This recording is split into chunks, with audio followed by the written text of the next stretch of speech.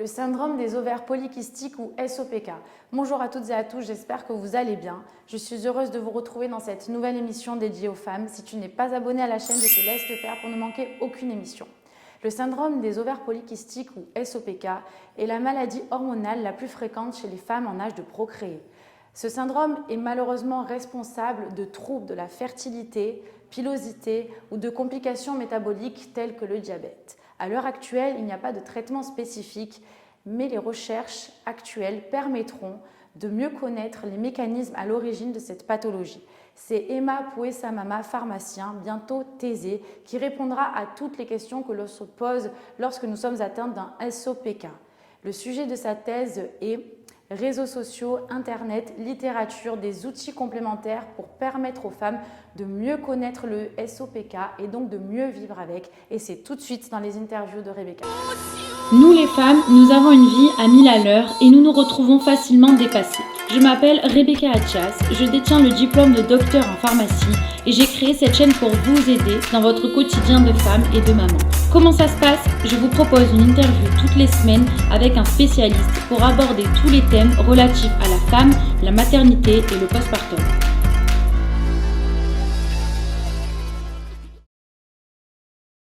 Bonjour Emma. Bonjour. Merci beaucoup d'avoir accepté de participer à cette émission. Avec plaisir. Donc je vais te laisser te présenter et ensuite on pourra commencer l'interview. Alors bonjour, je suis Emma Pouessamama, pharmacien et bientôt thésée. Aujourd'hui on va parler du syndrome des ovaires polykystiques avec Rebecca. Alors, qu'est-ce que c'est ce syndrome des ovaires polykystiques ou SOPK? Alors le syndrome des ovaires polykystiques, c'est un trouble hormonal qui va toucher 7% des femmes en âge de procréer. Et c'est un trouble de l'ovulation dû à un excès d'androgène. Et cet excès d'androgène va bloquer les follicules qu'il y a dans l'ovaire et l'ovule ne va pas pouvoir se déplacer dans la trompe. Et donc il va y avoir un aspect multifolliculaire qu'on appelle polykystique. Et ensuite, cet excès d'androgène donc, va créer des effets indésirables comme l'acné et l'hyperpilosité dont on parlera sûrement après. Oui, merci beaucoup. Et donc, quel est l'âge moyen de survenue de ce syndrome? Alors, l'âge moyen de survenue, c'est dès la puberté. Dès qu'on va commencer à avoir des menstruations, on va développer ce syndrome, mais il peut être diagnostiqué plus tard, vers la vingtaine.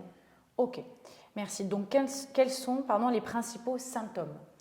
Alors, comme je le disais précédemment, les principaux symptômes sont dus à l'excès d'androgène et on va retrouver l'acné, par exemple, l'hyperpilosité ou l'hirsutisme.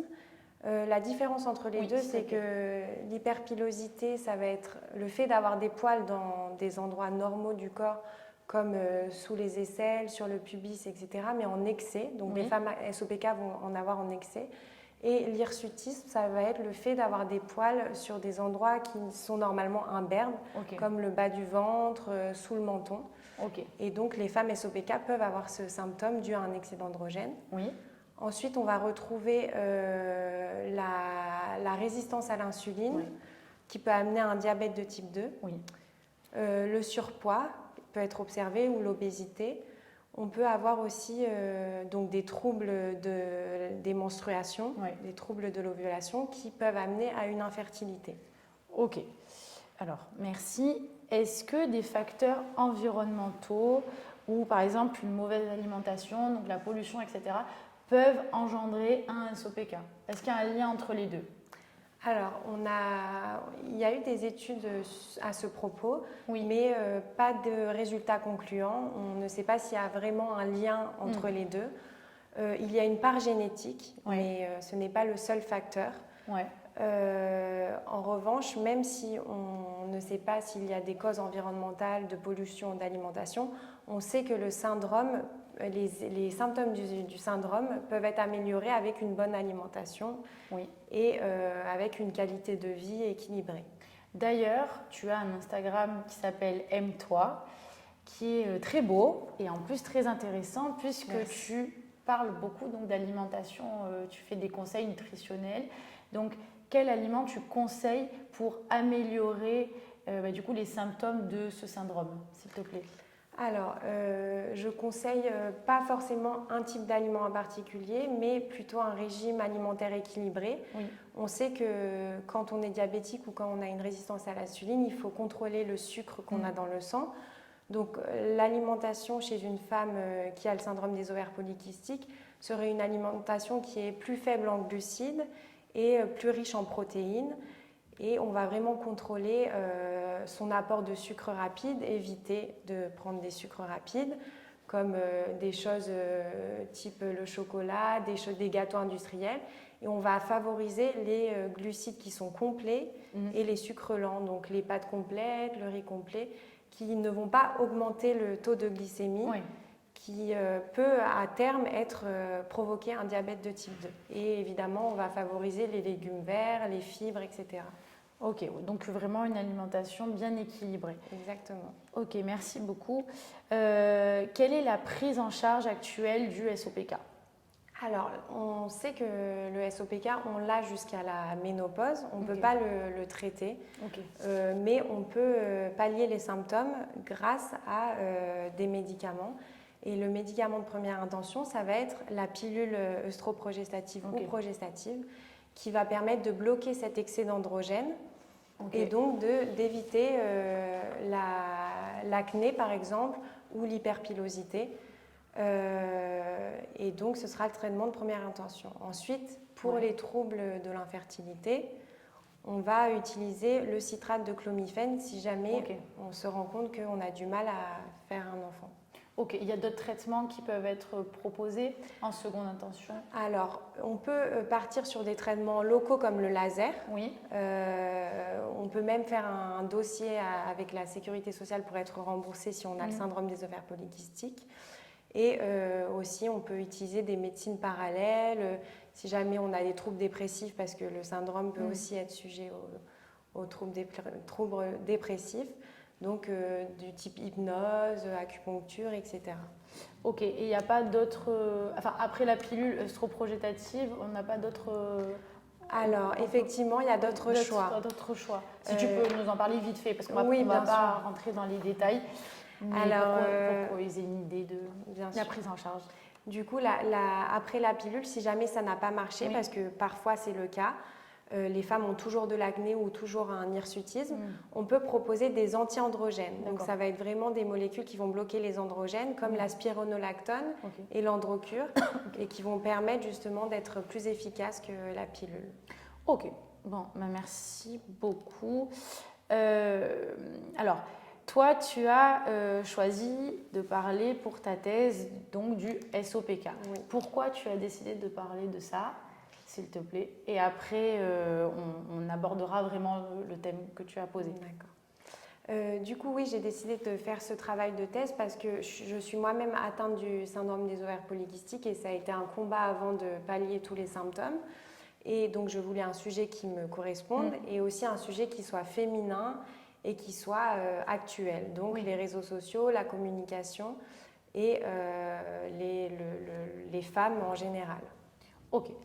Parce que du coup, donc je vais redonner ton sujet de thèse.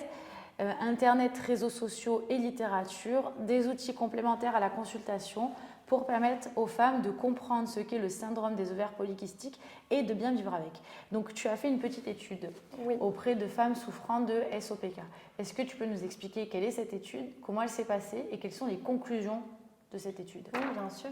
Alors, du coup, j'ai envoyé via les réseaux sociaux un questionnaire que j'ai moi-même rédigé avec des questions ouvertes qui abordaient les traitements, la définition du SOPK, la relation qu'elles avaient, les femmes, avec leurs médecins et aussi la relation qu'elles entretiennent avec les sources Internet.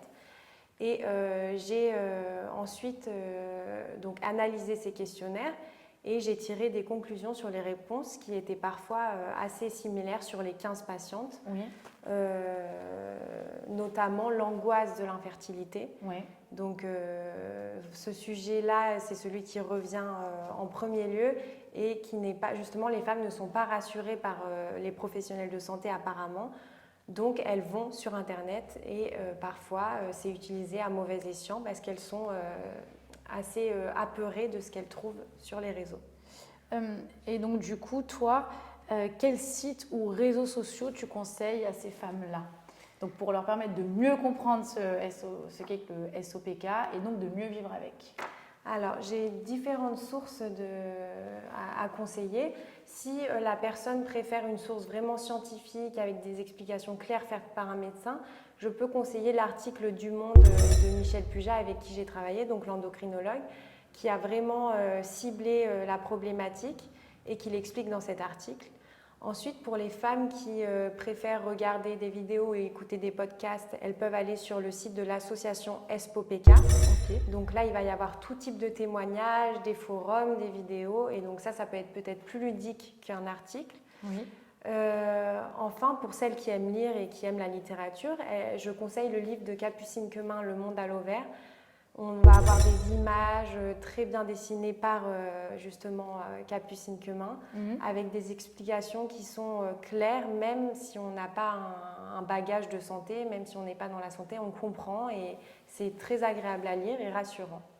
Et sur Instagram aussi, tu as… Sur Instagram, oui, je peux conseiller la page Sova SOPK. Donc, c'est une femme qui va vraiment parler du syndrome et donner des petits tips pour améliorer les symptômes. Ok, bah écoute, merci beaucoup, c'était très clair. Tu as répondu aux principales questions que l'on se pose lorsque nous sommes malheureusement atteints d'un SOPK et tu as en plus donné ces conseils-là au niveau d'Internet, des réseaux sociaux et de la littérature, donc pour permettre aux femmes de mieux comprendre ce syndrome-là qui au final effectivement est peu connu et donc difficile à diagnostiquer. Oui. Et donc de mieux vivre avec. Merci beaucoup Emma. Merci à toi. Et peut-être à une prochaine fois pour d'autres sujets. Merci, à bientôt. C'était Emma Pouessamama, pharmacien, pour nous parler du syndrome des ovaires polykystiques. Je te le rappelle, si tu n'es pas abonné à la chaîne, je te laisse le faire pour ne rien manquer. Et nous nous retrouvons la semaine prochaine avec un nouvel invité. Merci.